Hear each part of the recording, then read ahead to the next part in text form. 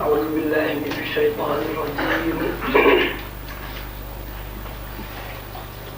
بسم الله الرحمن الرحيم.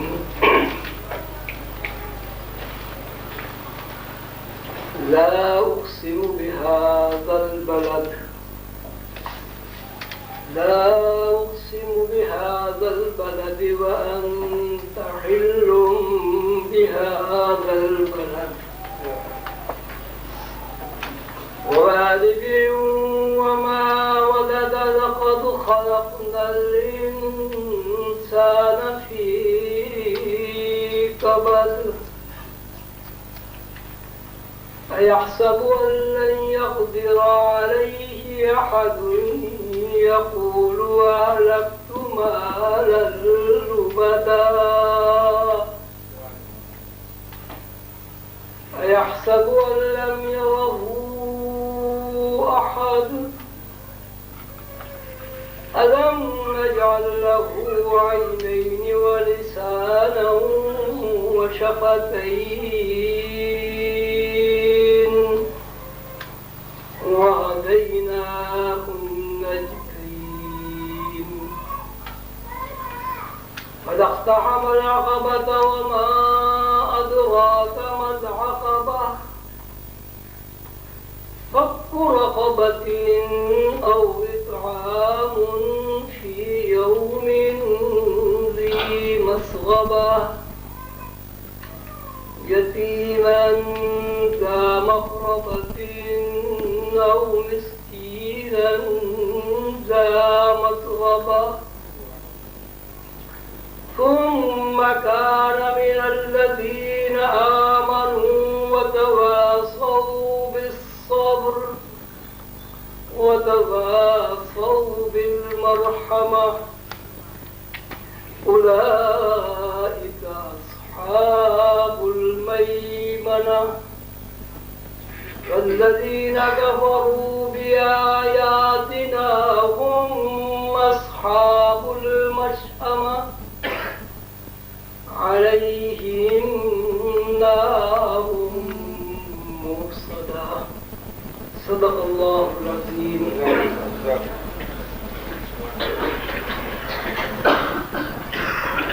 معزز خواتین و حضرات، مہمانان گرامی، قریشی صاحب، محترم روز اشفاق صاحب، آپ کا میں انتہائی درجے مشکور ہوں کہ آپ نے میری پذیرائی فرما کر مجھے رسول اللہ صلی اللہ علیہ وآلہ وسلم کی سیرت طیبہ پر مزید کام کرنے کا حوصلہ عطا فرمایا.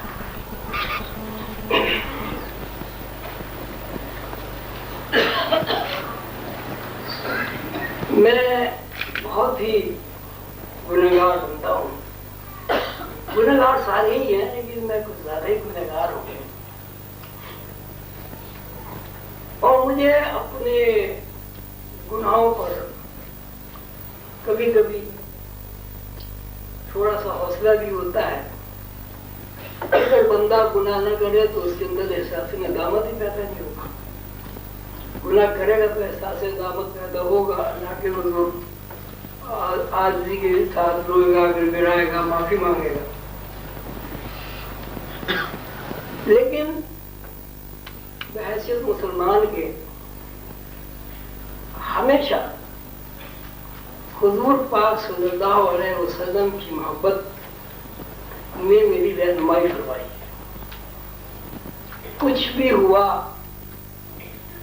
ہمیشہ میرے ذہن میں ایک ہی بات ہے کہ اللہ رب العالمین ہے اور اللہ کے محبوب بندے محمد رسول اللہ رحمۃ للعالمین ہے. تو رب العالمین پر جب غور کیا جاتا ہے یہ پتہ چلتا ہے کہ عالمین کا یعنی عالمین کو سنبھالنے والا، عالمین کو رزق دینے والا، عالمین کے لیے وسائل فراہم کرنے والا، عالمین کو انسپائر کرنے والا، عالمین کی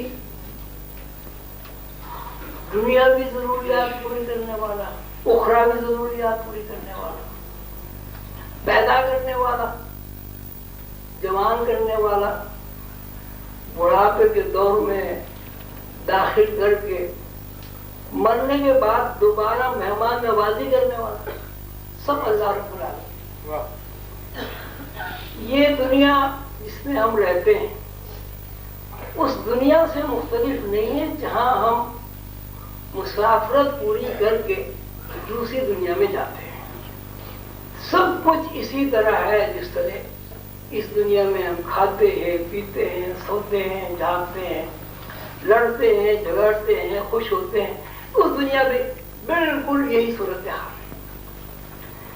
لیکن اس دنیا اور اس دنیا میں ایک فرق ہے، وہ یہ کہ یہاں میزبان تو اللہ ہے، وسائل بھی اللہ ہی فراہم کرتا ہے، لیکن چونکہ یہ دنیا جیل خانہ ہے یا اس کو جیل بنا دیا گیا ہے، اس لیے ہر آدمی پر تھوڑی سی مشقت ڈال دی گئی ہے۔ مزدوری کرو تو روٹی کھاؤ وغیرہ۔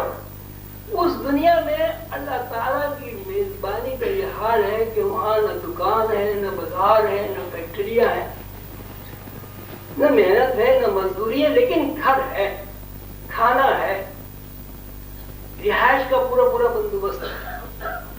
اسی طرح لوگ کھاتے ہیں، پیتے ہیں، اور اس کو اگر آپ قرآن پاک میں تلاش کرنا چاہیں تو قرآن پاک میں بھی ہے، حدیث شریف میں بھی ہے۔ حضور پاک صلی اللہ علیہ وسلم فرماتے ہیں الدنیا مزرعۃ الآخرہ، کہ دنیا آخرت کی کھیتی ہے، مطلب جو یہاں بو گے وہاں جا کے کاٹنا ہے۔ کانٹے بو گے کانٹے کاٹ لیں گے، گندم بو گے جا کے گندم کاٹ لو گے۔ تو یہ دنیا جو ہے ایک قسم کی کھیتی ہے جو ہم بوتے ہیں اور وہاں جا کے اس کا جیسے بھی ہم یہاں پھل بو دیتے ہیں وہاں کاٹ لیتے ہیں۔ یہ اللہ رب العالمین کا ایک وصف ہے کہ اللہ رب العالمین اپنی مخلوق کو زندہ رکھنے کے لیے مخلوق کی ضروریات کے مطابق وسائل فراہم کرتے ہیں۔ اور بڑی عجیب بات یہ ہے کہ اللہ رب العالمین جب اپنی مخلوق کو وسائل فراہم کرتے ہیں تو اس کے پیچھے کوئی معاوضہ نہیں ہے، کوئی صدا و ستائش کی تمنا بھی نہیں ہے، ہر چیز مفت فراہم۔ مثلا ہم جب پیدا ہوتے ہیں تو 9 مہینے تو ماں کے پیٹ میں ہمیں فوڈ مفت ملتا ہے، پھر پیدا ہونے کے بعد 2.25 سال تک ہمیں روٹی ہوئی نا جی، وہ کھانا پینا وہ فری ملتا ہے۔ اس کے بعد اللہ تعالیٰ ہمارے والدین جو زندہ ہے ان کو اللہ تعالیٰ سایہ ہمارے سروں پر قائم رکھتے ہیں، دنیا میں نہیں ہے، اللہ تعالیٰ ان کی مغفرت فرمائے، ان کے دل میں محبت، ممتا، شفقت جو بھی کہیے وہ ڈال دیتا ہے۔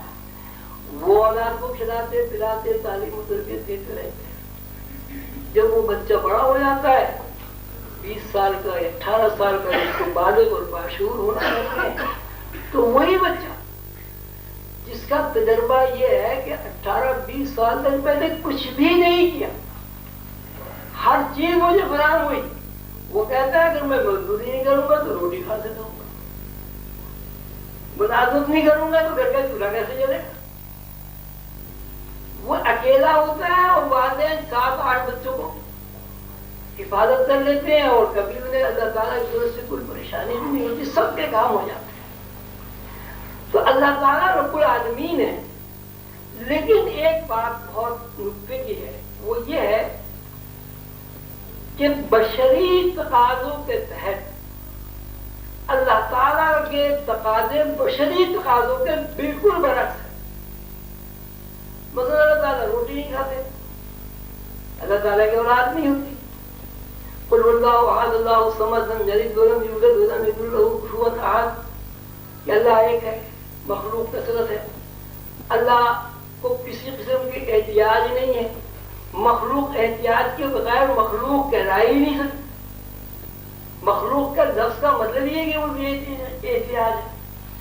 مخلوق کسی کی اولاد ہوتی ہے, مخلوق کسی کا باپ ہوتی ہے, مخلوق کا خاندان ہوتا ہے. تو اللہ کا وصف مخلوق کے بالکل برعکس ہے. خالق اور مخلوق کا فرق یہ ہے کہ خالق کی صفات بالکل الگ ہے, مخلوق کی صفات بالکل الگ ہے. اب مخلوق کی صورت بھی یہ ہے کہ اسے تو بھوک بھی لگتی ہے, اسے تو پیاس بھی لگتی ہے, وہ تو شادی بھی کرتا ہے, اس کے تو بچے بھی ہوتے ہیں, اسے تو گرمی سردی بھی لگتی ہے. تو اللہ تعالیٰ کے نظام کے تحت کائناتی سسٹم اس طرح بنا کہ اللہ تعالیٰ نے رب العالمین کی حیثیت سے وسائل پیدا کیے, مخلوق کو پیدا کیا, ان کی تمام ضروریات کی حفاظت کی, لیکن وسائل کو تقسیم کرنے کے لیے ایک بشر کی تخلیق کی, اور اس بشر کو اللہ تعالیٰ نے اپنا محبوب قرار دیا, اور اس محبوب کو اللہ تعالیٰ نے رحمت للعالمین کے لقب سے نوازا. یعنی وسائل میں نے پیدا کرنے, بشری تقاضوں کے تحت مخلوق میں وسائل کی تقسیم ہے محمد صلی اللہ علیہ وسلم آپ نے کر. تو اب یہ اللہ تعالیٰ کا ایک نظام ہے کہ خود رب العالمین ہے, حضور پاک محمد رسول اللہ صلی اللہ علیہ وسلم رحمت للعالمین ہے, یعنی اللہ تعالیٰ وسائل پیدا کرنے والے ہیں, اور محمد صلی اللہ علیہ وسلم رحمت کے ساتھ تقسیم کرنے والے ہیں. تو مخلوق کا رشتہ جس طرح اللہ کے ساتھ قائم ہے, بشری تقاضوں کے تحت سیدنا حضور علیہ السلام سے بھی قائم ہے. اس لیے کہ تقسیم وسائل جو ہے وہ رسول اللہ صلی اللہ علیہ وسلم کو اللہ تعالیٰ نے عطا فرمایا ہے. تو یہ بات جو میرے سامنے آئی اور میں نے سمجھا, تو میرا ذہن ہمیشہ خطی طور پر اس طرف گیا کہ ٹھیک ہے, گنہگار ہیں, عاجز و لاچار ہیں, بہت ساری باتیں انہونی ہو جاتی ہیں, بہت ساری باتیں نہ چاہتے ہوئے بھی ہو جاتی ہیں, بہت ساری باتیں بھول اور نسیان کی وجہ سے بھی ہوتی ہیں. لیکن رسول اللہ صلی اللہ علیہ وسلم چونکہ رحمت للعالمین ہیں, اس لیے انشاءاللہ جب کبھی حساب کتاب کا موقع آئے گا تو حضور کی رحمت و شفاعت ضرور نصیب ہوگی. رسول اللہ صلی اللہ علیہ وسلم سے کوئی مسلمان ایسا نہیں ہے جو محبت نہ کرتا. اب محبت کی صورت یہ ہے کہ مسلمان رسول اللہ صلی اللہ علیہ وسلم سے تو محبت کرتا ہے, لیکن رسول اللہ صلی اللہ علیہ وسلم کی تعلیمات پر عمل کرنے میں اسے اس لیے دقت پیش آتی ہے کہ رسول اللہ صلی اللہ علیہ وسلم کی تعلیمات پر عمل کرنے والے خود عمل نہیں کرتے. وہ کہتے ہیں صاحب حضور فرمایا کہ اب یہ شوق بھائی نے بتایا کہ معلم الاخلاق ہے, حضور بڑے معلم الاخلاق ہے. حضور نے فرمایا لوگوں کے ساتھ اچھی باتیں کرو, اس نے اخلاق سے بات کرو, اور وہ خود جو ہے وہ اخلاق کا کہیں وہاں شائبہ نظر نہیں آتا. تو لوگ کہتے ہیں یہ کس قسم کی تعلیمات ہیں کہ زبانی تو کچھ کہا جا رہا ہے اور عمل اس کے برعکس ہے. بہرحال ہر مسلمان کا رسول اللہ صلی اللہ علیہ وسلم سے ایک تعلق خاطر ہے, اور اگر مسلمان کو, کسی بھی مسلمان کو اس بات کا یقین ہو جائے کہ میری جان کے حساب سے, میری جان دینے سے رسول اللہ صلی اللہ علیہ وسلم خوش ہو جائیں گے, تو میرا یقین ہے کہ 1 ارب آدمیوں میں 1 آدمی بھی ایسا نہیں ملے گا جو رسول اللہ صلی اللہ علیہ وسلم کے پر اپنی جان نثار نہ کرے. تو یہ محبت کی باتیں ہر مسلمان اس سے واقف ہے. الحمدللہ مجھے بھی رسول اللہ صلی اللہ علیہ وسلم سے نسبت ہے, تعلق ہے, بحیثیت مسلمان کے محبت ہے. میرے ذہن میں ایک بات آئی یہ رسول اللہ صلی اللہ علیہ وسلم کی جو سیرت ہمارے سامنے ہے، جس پہ ہزاروں لاکھوں کتابیں لکھی گئی. میں نے شبلی نعمانی کی کتاب پڑھی، بے شمار کتابیں جو مجھ سے پڑھی گئی میں نے ان کو پڑھا.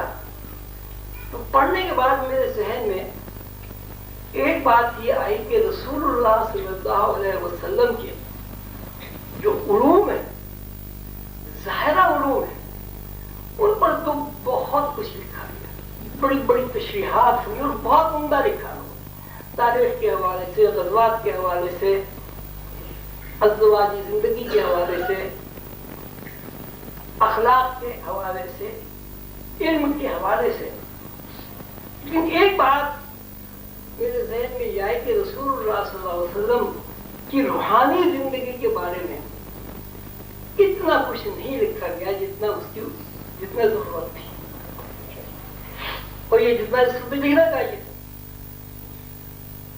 بہرحال میرے ذہن میں یہ بات آئی، چھوٹا وہ بڑی بات، تو میں نے سوچا کہ اگر اللہ تعالیٰ ایسا کر دے کہ مجھے اس کی توفیق مل جائے کہ میں رسول اللہ صلی اللہ علیہ وسلم کی سیرت طیبہ کے روحانی پہلو کو اجاگر کر دوں تو کتنا اچھا.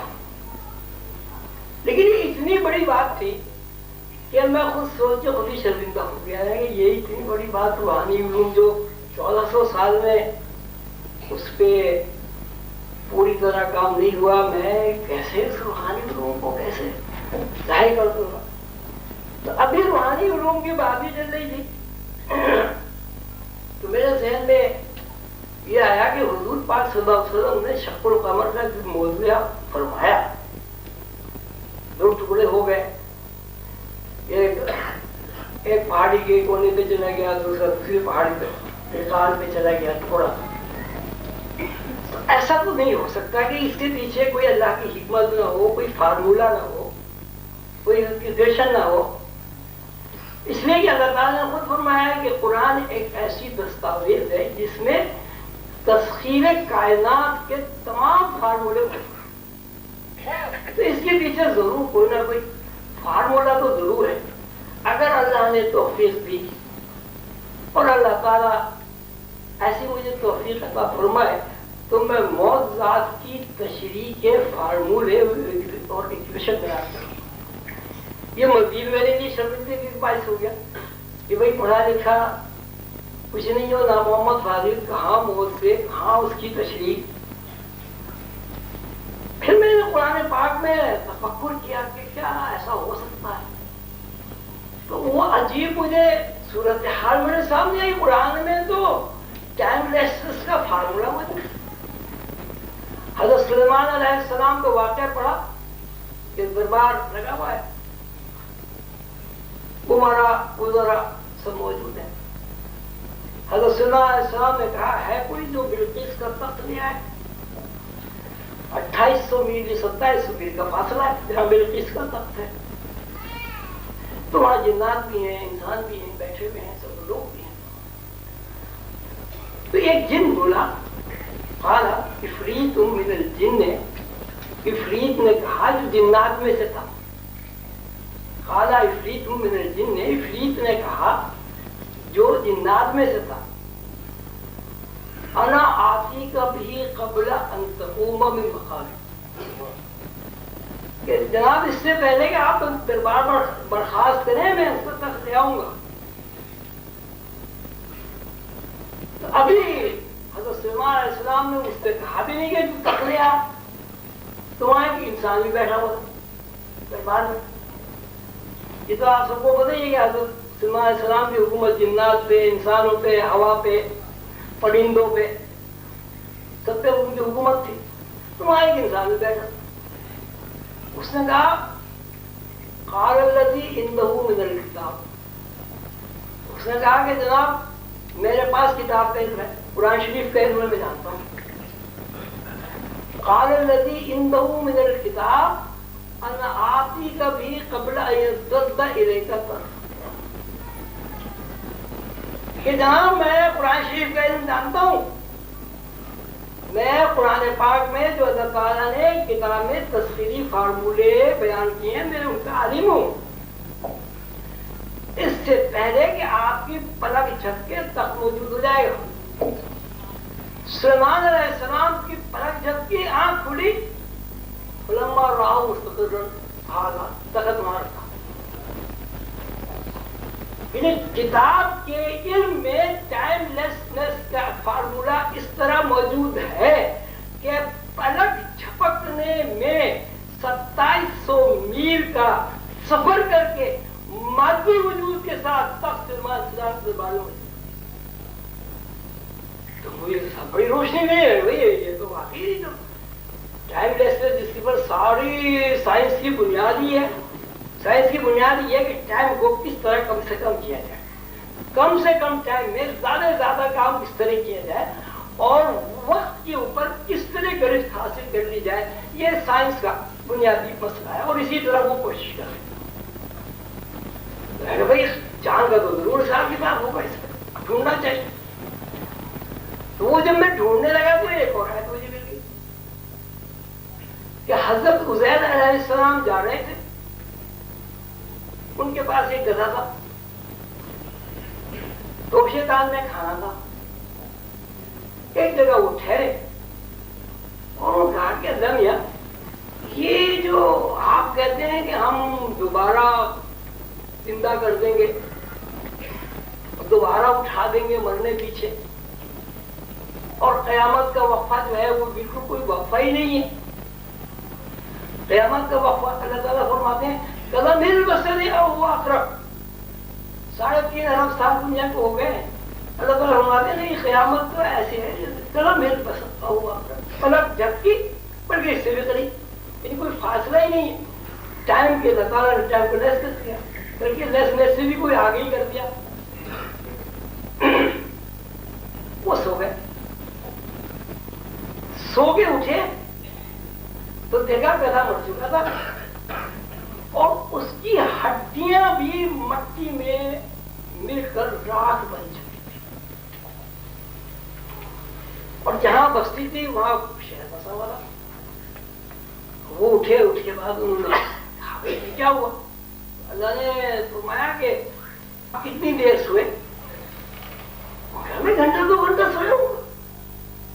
تو ان کا اپنے گدھے کو دیکھ, تو 100 سال سویا ہے اور اپنا کھانا دیکھ. ناشتہ یہ قرآن ہے. تو شیطان کھولا تو کھانا گرم تھا, ہڈیوں کی راکھ, گدھے کی ہڈیاں راکھ بن گئی تھی, کھانا گرم تھا. تم 100 سال سوئے.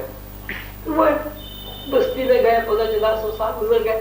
تو ابھی جو آپ کے ڈی فریز ہے اس میں جناب پر ہمیں جما کے اس کو ڈی فریز کر کے آپ 100 سال تک چیزیں رکھ لیں, خراب ہی نہیں ہوتی. تو خدا نے اس کا فارمولا پہلے سے پوچھا. حضرت عزیر علیہ السلام کے قصے کو پڑھ کر اگر قرآن آیت میں آپ تفکر کریں, ڈی فریز کا فارمولا آپ کے سامنے. پھر اور میں نے غور کیا تو یہ پتہ چلا کہ اللہ تعالیٰ فرماتے ہیں کہ ہم تمہیں روز مارتے ہیں, روز زندہ کر دیتے. نیند کے بارے میں فرماتے ہیں کہ روز تمہیں مار دیتے ہیں, روز تمہیں زندہ کر دیتے ہیں. جب نیند پر غور کیا تو پتہ چلا کہ خواب کے عالم میں اور بیداری کے عالم میں کوئی فرق ہی نہیں. خواب میں بھی آدمی وہی کچھ کرتا ہے جو بیداری میں کرتا ہے, بیداری میں بھی وہی کچھ کرتا ہے جو خواب میں کرتا ہے. تو یہ بے شمار مثالیں ہیں, لیکن نفسیاتی اعتبار سے ایک عجیب و غریب مثال ہے کہ خواب کی حالت میں آپ کا آدمی کا ذہن جنس کی طرف متوجہ ہوتا ہے. جسم تو سویا ہوا ہے, فزیکل باڈی میں تو کوئی ایسی حرکت نہیں ہوئی. خواب کی حالت میں وہ جنسی تلذذ حاصل کر کے تسکین حاصل کرتا ہے. تبھی دیکھتے ہیں کہ آدھا خواب کا ایسا اٹھتا ہے تو غسل کی حالت. سوال یہ ہے کہ